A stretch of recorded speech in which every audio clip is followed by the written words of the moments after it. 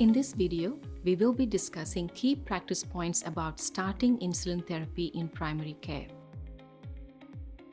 Insulin therapy should be considered when HbA1c is above target despite 3 or more non-insulin agents. There are symptoms of glucotoxicity such as polyuria and weight loss. There are acute complications of diabetes such as diabetic foot infections. There is long duration of diabetes with likely insulin deficiency. There is a suspicion of type 1 diabetes or latent autoimmune diabetes in adults or LADA. There is steroid-induced diabetes or endogenous insulin deficiency due to chronic pancreatic disorders. Patients may be reluctant to start insulin due to many factors such as fear of injections or needle phobia, fear of hypoglycemia, the inconvenience of daily injections, fear of lifelong commitment to insulin use, and negative beliefs gained from family or friends who use insulin. It is important to identify and address any of these barriers.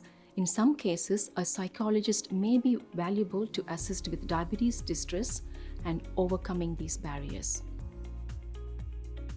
Once a decision is made to start insulin, the first step is to identify glycemic patterns. Patients should be advised to provide at least 1 week of blood glucose monitoring with preferably 3 or 4 blood glucose levels throughout the day. A dietary history and referral to a dietitian is recommended. Once insulin is commenced, consider ceasing sulfonylureas to prevent additional risk of hypoglycemia, particularly in the elderly. Education should be provided prior to starting insulin regarding insulin administration technique, insulin storage and sharps disposal, recognition of hypoglycemia symptoms, and management of hypoglycemia. Consider this regime if fasting glucose levels are elevated with minimal postprandial excursions. Options include once daily Toujeo or Optisolin.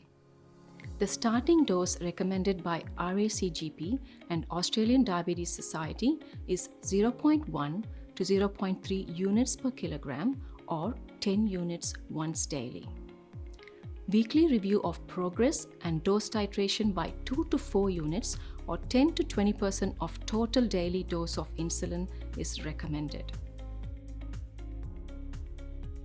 If there are clear postprandial glucose excursions, a premixed insulin such as Ryzodeg 70/30 is a good option, administered once daily just before the biggest carbohydrate meal of the day. A reasonable starting dose is 8 to 10 units.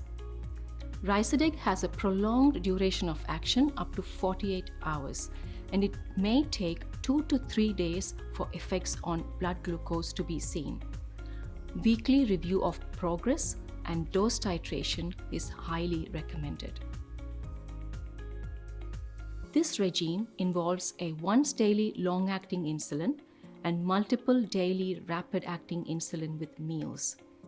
This allows greater flexibility in adjustment of insulin doses for people with variable eating patterns, for example, shift workers.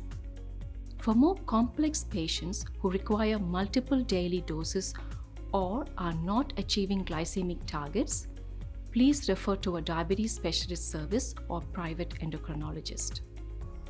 For more information on different types of insulins, please refer to the video titled Types of Insulin.